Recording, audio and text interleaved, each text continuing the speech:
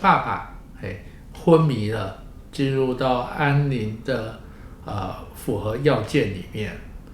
像这样子的孩子，他有可能就会主张说，我要救到底，我不想让我爸那么早走，或者我不希望我妈妈，我很爱我妈妈，我希望我妈妈多留一些。如果你觉得你的家人可能会违背你的意识，那当有争执的时候，吵吵闹闹的时候怎么办呢？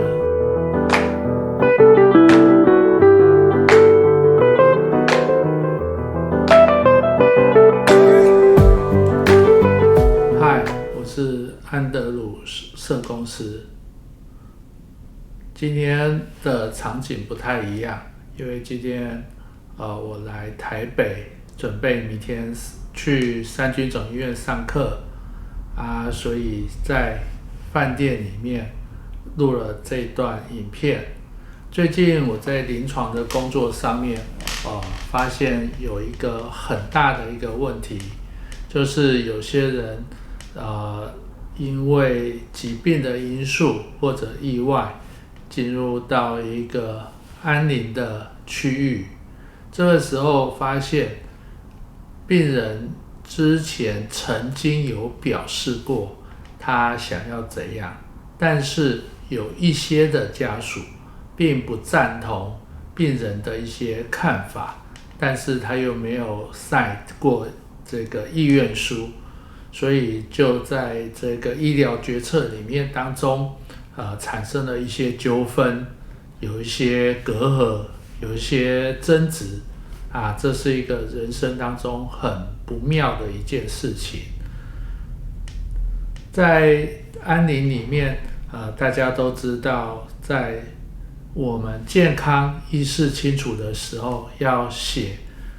安宁的缓和的意愿书，表达我们自己的意愿。通常我们会勾选我是不是要接受这个心肺复苏术呢？或者是不是要这个侧足维生医疗？或者我两个都要。但是大家很少往底下去看，就是见证人的下面通常还有另外一个栏位，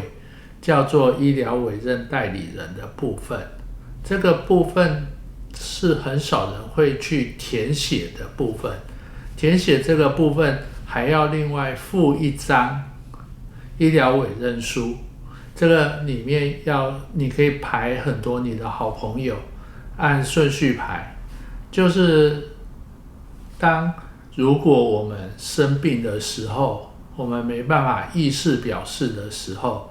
如果你有医疗委任代理人的这个填写，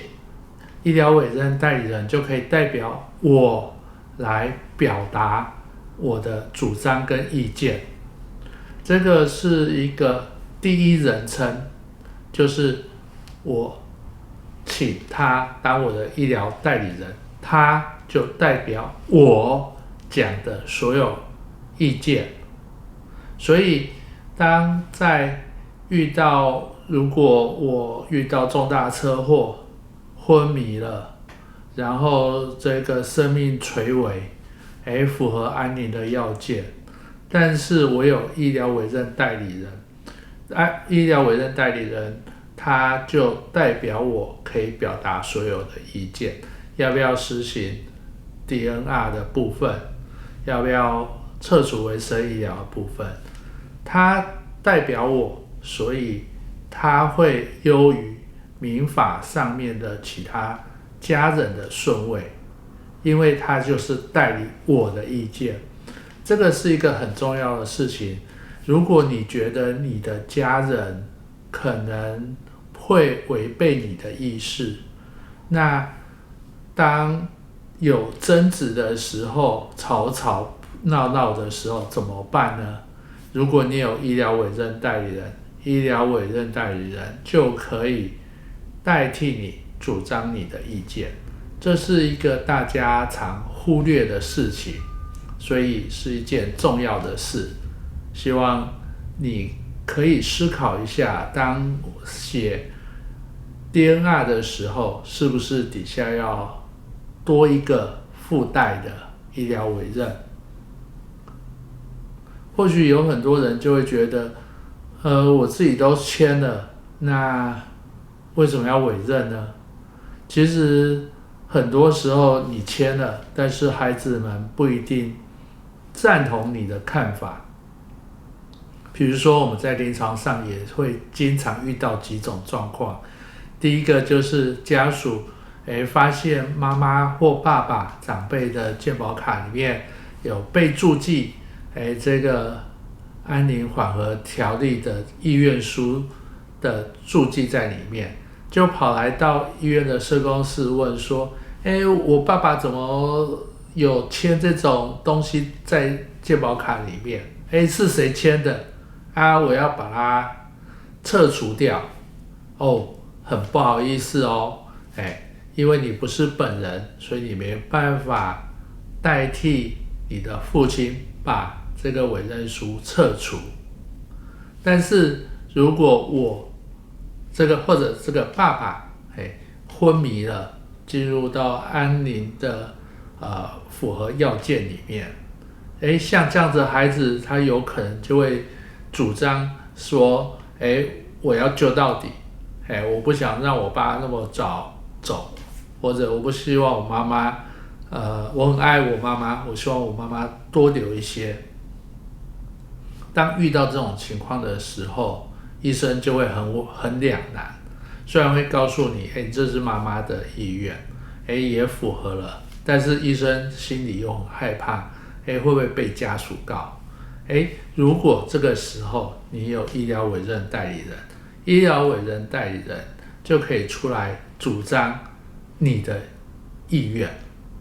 那这个是对我们自己的这个生命或者安宁的部分，是一个很重要的一个保障。也就是说，我们签了 DNR， 另外一个双重的保险就是医疗委任，委任我们亲近的朋友，我们的好朋友，让我们在生病的末期的时候，当我们遇到生死交关，小孩子不愿意放手，医生很难做决策的时候，有一个我们的代理人可以帮我们表达我们的心愿。希望大家可以思考这个问题。